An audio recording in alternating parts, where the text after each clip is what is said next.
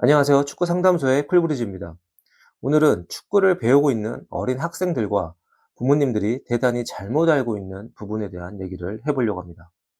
보통 어린아이들은 메시나 네이마르 같은 화려한 플레이를 하는 선수들을 보면서 축구를 시작하기 마련이죠. 화려한 드리블로 상대방을 압도하는 플레이를 보며 축구의 매력에 빠지게 되고, 그러면서 드리블을 잘하는 것이 축구를 잘하는 것이다 라는 착각을 하게 됩니다. 부모님들 또한 아이가 드리블로 상대 수비를 제치고 다니는 걸 좋아하고, 그런 플레이를 하기를 원하며 그게 축구를 잘하는 것으로 판단하게 되는 것이죠. 이제 축구를 시작한 초등학생들, 그리고 부모님들이 가장 잘못 생각하고 있는 부분입니다. 물론 메시나 네이마르처럼 상대방 수비들을 쉽게 돌파할 수 있다면 너무나도 좋은 능력을 가진 것입니다. 하지만 우린 모두 메시나 네이마르가 아니죠. 그렇게 할 수도 없으며 흉내조차 내지 못합니다. 설령 그에 준하는 드리블 능력을 가졌다고 해도 경기장 안에서 화려한 드리블을 활용할 수 있는 선수들은 매우 드뭅니다. 제가 이렇게 얘기하면 어렸을 때부터 연습을 꾸준히 하면 될 수도 있는 거 아닌가요? 라거나, 드리블을 잘하는 친구들이 있는 팀이 성적도 잘 나고 진학도 잘 되는데 그건 어떻게 된 건가요? 라고 하실 수 있습니다. 하지만 그게 통하는 시기는 초등학생 때뿐입니다. 그 이상의 레벨에서는 통하지 않죠. 그러다 보니 초등학교 때 월등한 실력을 가진 학생들이 눈에 보이는 것이고, 그 팀이 성적이 좋으며 진학도 잘 되는 것입니다. 그렇다면 왜 초등학생 레벨에서는 드리블이 통하는지 궁금하실 겁니다.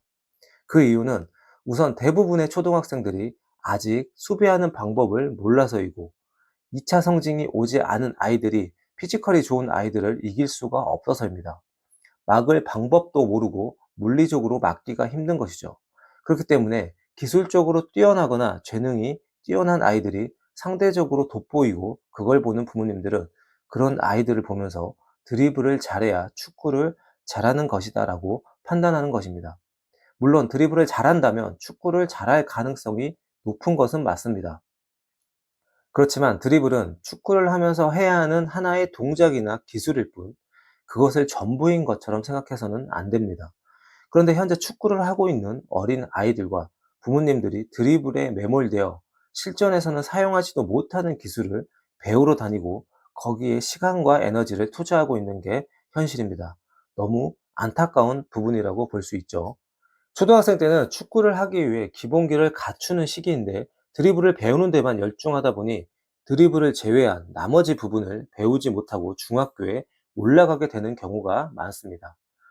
그렇게 중학생이 된 후 본인이 축구를 잘하는 걸로 알고 있었던 아이들은 더 이상 드리블이 통하지 않는다는 걸 깨닫게 되고, 11대 11 축구에 적응을 제대로 못하면서 축구에 대한 흥미를 잃게 되기도 합니다.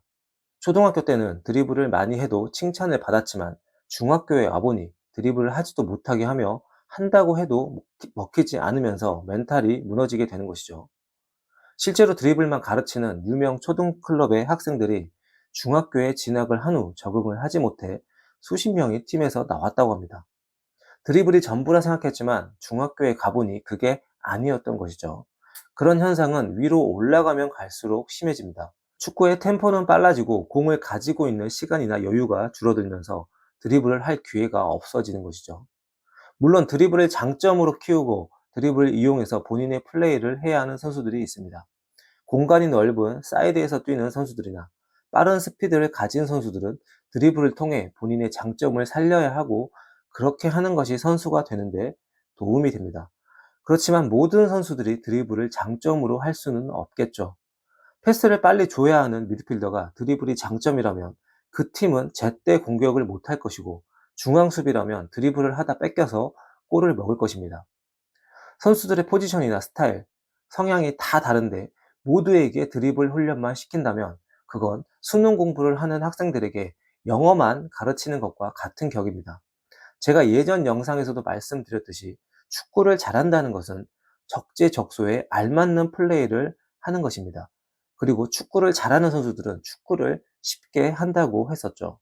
제가 프로에서 선수 생활을 하면서 가장 상대하기 어려웠던 선수들은 축구를 다 쉽게 하는 선수들이었습니다. 대표적으로 크로아티아 리그에서 뛸 때 모드리치와 몇 번 경기를 했었는데, 그 선수는 좀처럼 실수를 하지 않았습니다. 그 이유는 상황 판단이 굉장히 빠르고 정확했고 언제 누구에게 패스를 줘야 할지 알고 있었기 때문이죠. 그리고 항상 볼 터치를 간결하게 했고 불필요한 터치나 드리블은 절대 하지 않았습니다. 축구에서 가장 중요한 기본기가 완벽했으며 항상 지능적인 플레이를 했었죠. 모드리치가 메시와 호날두가 독점하고 있었던 발롱도르를 수상할 수 있었던 이유입니다. 축구를 쉽게 그리고 지능적으로 하기 때문이죠. 반대로 축구에서 가장 어려운 게 드리블이고 확률적으로도 성공하기가 힘든 것이 드리블입니다. 그 어렵고 힘든 드리블을 어린 아이들에게 전부인 것처럼 가르치고 있는 것이죠. 저는 항상 부모님들에게 이런 말씀을 드립니다. 초등학교 때 배운 기술을 가지고 평생 축구를 합니다. 라고 말이죠. 3살 버릇 여든까지 간다고 하잖아요. 맞습니다. 초등학교 때 들여놓은 습관은 쉽게 바뀌지도 않으며 고치기도 힘듭니다. 그래서 어렸을 때 축구를 제대로 배워야만 한다는 것이죠. 초등학교 때 땅만 쳐다보고 드리블을 하는 훈련만 하면 평생 그렇게 축구를 할 수밖에 없습니다. 저는 그렇게 드리블 훈련만 할 거면 차라리 그 시간에 리프팅만 하는 게 낫다고 생각하는 사람입니다.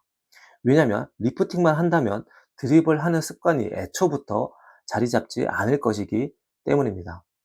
그리고 패스와 드리블 중 하나만 해야 한다라고 하면 패스 훈련만 시킬 것입니다. 그게 축구를 하는 데 있어서 훨씬 중요하기 때문이죠. 그러니 진정 축구 선수가 되고 싶고 부모님이 아이를 축구 선수로 키우고 싶다면 어렸을 때 불필요한 드리블을 하는 습관을 들이면 안 됩니다. 그리고 그런 교육을 하는 곳에 가서 배울 필요도 없으며 그래서는 안 되는 것이죠. 저 또한 어렸을 때 혼자서 드리블 훈련을 많이 했지만 실전에서 쓸 수 있는 간결한 드리블 훈련을 했지 비현실적인 드리블 훈련을 하지는 않았습니다. 그리고 아무리 어려운 기술을 쓴다고 한들 기술 점수를 주는 것도 아니며 아무리 많은 기술을 연습한다고 해도 실전에서는 본인이 가장 편한 기술 한두 가지만 사용할 수밖에 없습니다. 경기장 안에서 하는 대부분의 플레이는 무의식적으로 나오는 것이기 때문에 본인의 의지와는 관계없이 가장 익숙한 동작이 나올 수밖에 없는 것이죠. 그렇기 때문에 화려하거나 어려운 기술은 굳이 배우려고 하지 않아도 되며 그럴 필요가 없는 것입니다. 어린 아이들이 드리블을 해서 상대방을 돌파하는 것을 보고 싶은 건 부모님의 욕심일 수도 있습니다. 드리블은 단지 드리블이지 축구 자체가 아닙니다. 드리블을 배우게 하지 말고 축구를 배우게 하세요. 시청해 주셔서 감사합니다.